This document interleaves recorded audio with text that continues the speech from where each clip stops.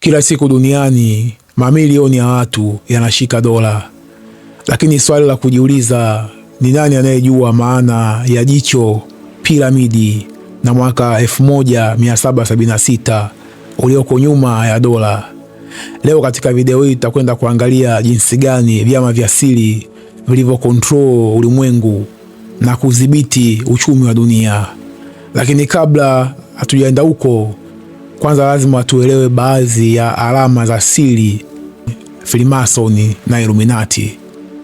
Alama ya kwanza nasema kuna alama ya G. G huwa inakaa kwenye triangle, ambako kwenye triangle katikati yake pale utaona alama hii ya G. Wenye maana ya wao Masoniki, maana yao kubwa zaidi huwa wanasema G huwa inawakilisha God, yani maana Mungu. Manake wana Mungu wao ambaye anawakilishwa kwa alama hii ya G. Lakini pia alama nyingine ya vyama vya siri ni alama ya jicho, ikiwa ina maana jicho ambalo linaloweza kuona mambo mengi, na jicho hili walikuwa wakilihusisha na jicho la Mungu, kwa maana kwamba ina uwezo wa kuona mambo mengi na baadhi ya mambo makubwa zaidi. Lakini pia alama nyingine ya The Secret Society, vyama hivi vya siri, kuna alama ya triangle. Lakini pia triangle hii ipo katika mfumo wa piramidi, ambao juu ya piramidi kuna alama ya jicho, ikihusishwa na kuona ama kutazama mambo kwa kina.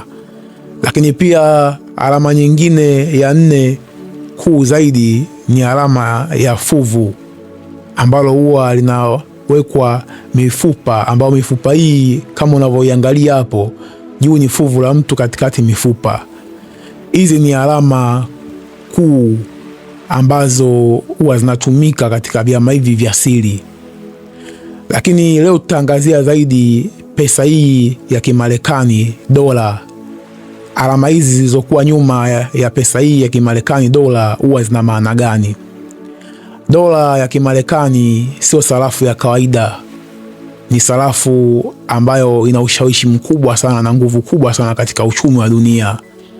Lakini dola hii unapoigeuza nyuma ya dola kuna alama kuu sana, ambazo alama hizi sio alama za kawaida tu au za kuzitazama kwa kawaida tu. Kushoto kwako kuna alama hapo unaona ya piramidi na jicho juu.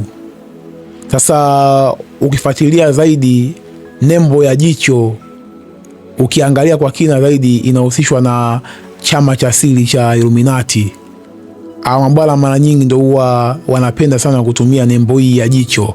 Kuna uhusiano gani kati ya jicho na pesa hii ya Kimarekani? Hapo bado ni swala ambalo linakuacha katika maswali. Lakini pia kuna uhusiano gani kati ya pesa ya Kimarekani na piramidi? Maana piramidi tulifafanua hapa inawakilisha nguvu. Lakini pia kuna uhusiano gani kati ya mwaka 1776 na pesa hii ya Kimarekani?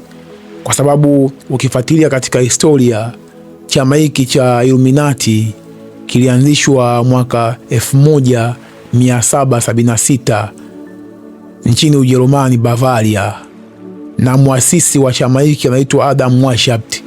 Huyu ndo alikuwa mtu ambaye msomi alihusika katika kuanzisha chama hiki cha siri cha Illuminati.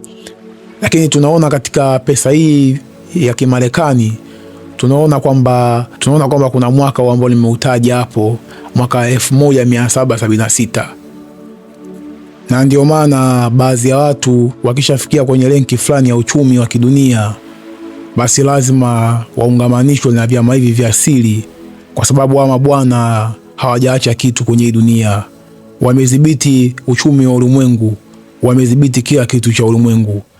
Leo hii tunapozungumza, hata Google, wamiliki wa Google ndani yake wanahusishwa na baadhi ya watu wa vyama vya siri ndani yake. Na ndio maana unaona baadhi ya wasanii wengi wakishafikia renki fulani ya ukuu katika usanii wao, basi utaona kuna maagano au kuna viapo vikali sana huwa wanapewa katika jamii za siri. Na ndio maana unaona baadhi ya watu wanafanya matendo ambayo yasiyofaa na ndio maana unaona baadhi ya watu wanafanya matendo magumu sana, na miongoni mwa wasanii wao wengine wanaweza wakawa mashoga, wengine wanaweza wakawa watu wabaya sana.